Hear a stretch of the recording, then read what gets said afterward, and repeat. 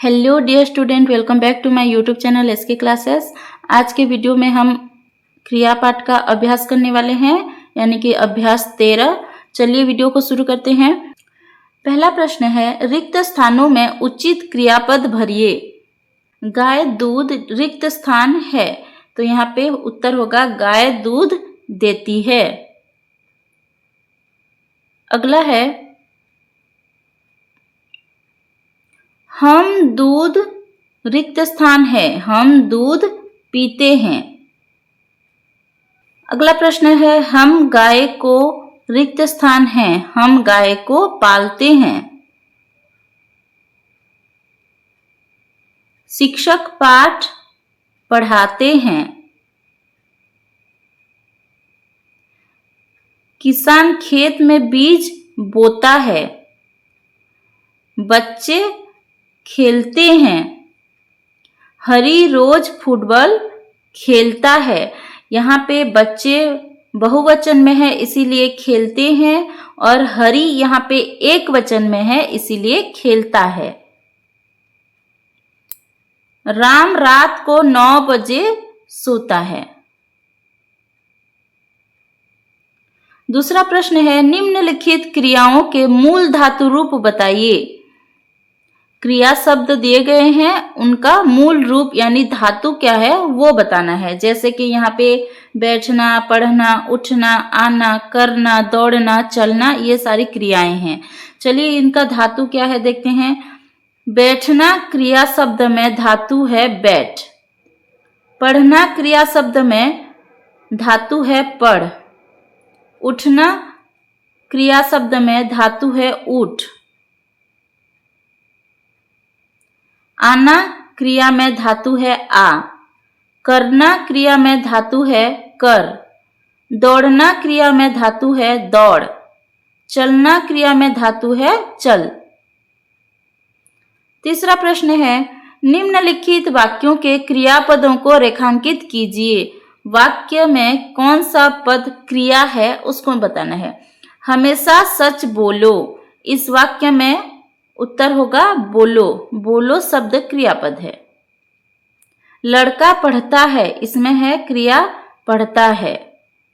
तुम कब आओगे, इसमें आओगे क्रियापद है।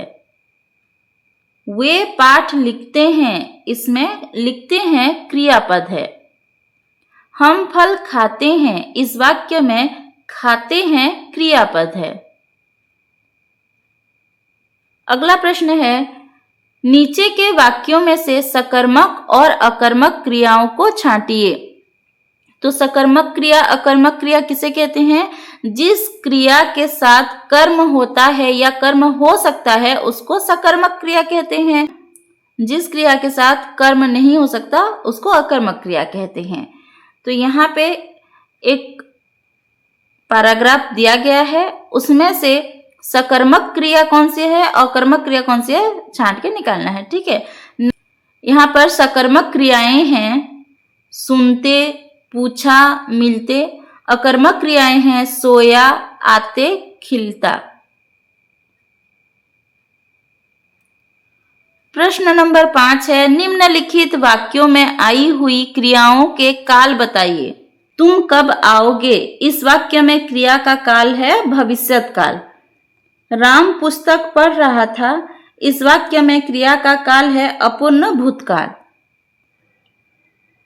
तुम यहाँ कब आए थे, इस वाक्य में क्रिया का काल है पूर्ण भूतकाल। रमा पूरी गई, इस वाक्य में क्रिया का काल है पूर्ण भूतकाल। आप कटक गए थे, इस वाक्य में क्रिया का काल है पूर्ण भूतकाल। बालक लिख रहा था, इस वाक्य में क्रिया का काल है अपूर्ण भूतकाल। सीता पूरी जाती है, इस वाक्य में क्रिया का काल है वर्तमान काल। हम घूमने जाएंगे, इस वाक्य में क्रिया का काल है भविष्यत काल। लड़की पढ़ रही है, इस वाक्य में क्रिया का काल है वर्तमान काल। गाय घास खा रही थी, इस वाक्य में क्रिया का काल है अपूर्ण भूतकाल। अगला प्रश्न है, कोष्टकों में दिए गए धातु रूपों के सही रूपों से रिक्त स्थान भरिए। यानी धातु दिए गए हैं, इनको हमें क्रिया शब्द बनाकर लिखना है। वे दूध रिक्त स्थान है, पी धातु है। पी धातु से हम शब्द बनाकर यहाँ पे वाक्य को पूरा करेंगे। तो वे दूध पीते हैं, क्योंकि यहाँ पे वे क्या है, बहुवचन में है, इसीलिए पीते हैं। ठीक है। दूसरा है वह कहाँ रिक्त स्थान है, जा। जा धातु से हमें क्रियापद बनाना है। तो वह कहाँ जा रहा है। मेरी बहन गीता डैश है, गा। गा धातु से हमें बनाना है। मेरी बहन गीत गाती है। मेरे पिताजी गांव से रिक्त स्थान है, आ धातु से हमें वाक्य पूरा करना है। तो मेरे पिताजी गांव से आए हैं। आप पत्र रिक्त स्थान है, लिख धातु से हमें बनाना है। तो आप पत्र लिखते हैं। अगला प्रश्न है इन वाक्यों को भूतकाल में बदलिए, यानी कि पास्ट टेंस में हमें इसको बदलना है। वे फल खरीदेंगे, ये भविष्यत काल में है, इसको हमें भूतकाल में बदलना है। तो वे फल खरीदे। पिताजी हमारे लिए कपड़े लाएंगे, ये भी भविष्यत काल में है, इसको हमें भूतकाल में बदलना है। तो पिताजी हमारे लिए कपड़े लाए।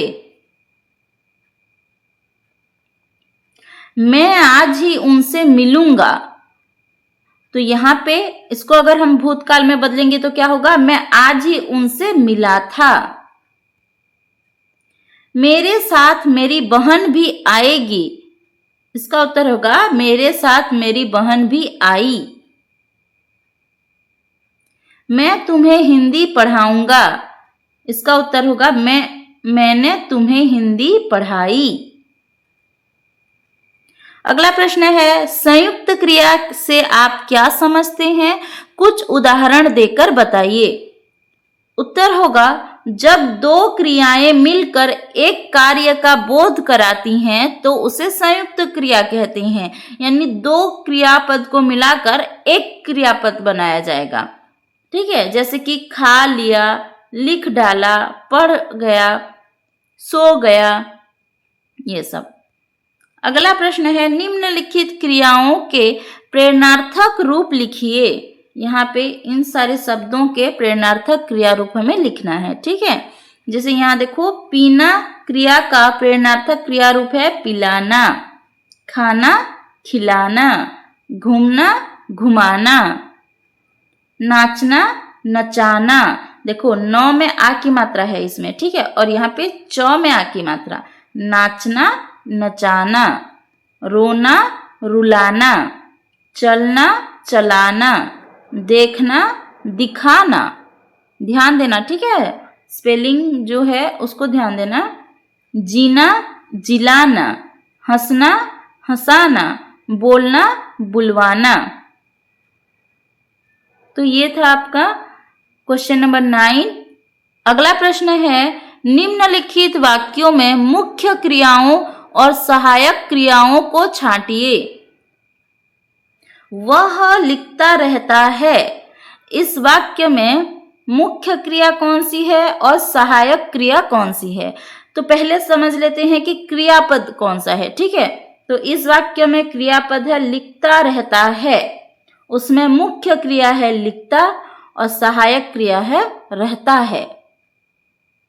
गाड़ी चल चुकी है, इस वाक्य में क्रियापद है चल चुकी है, इसमें मुख्य क्रिया है चल और सहायक क्रिया है चुकी है। राम खेल सकता है, इस वाक्य में क्रियापद है खेल सकता है, इसमें मुख्य क्रिया है खेल, सहायक क्रिया है सकता है। रमेश सवाल पूछने लगा, मुख्य क्रिया है पूछने और सहायक क्रिया है लगा। किसान खेत में हल चलाता है, इस वाक्य में मुख्य क्रिया है चलाता, सहायक क्रिया है।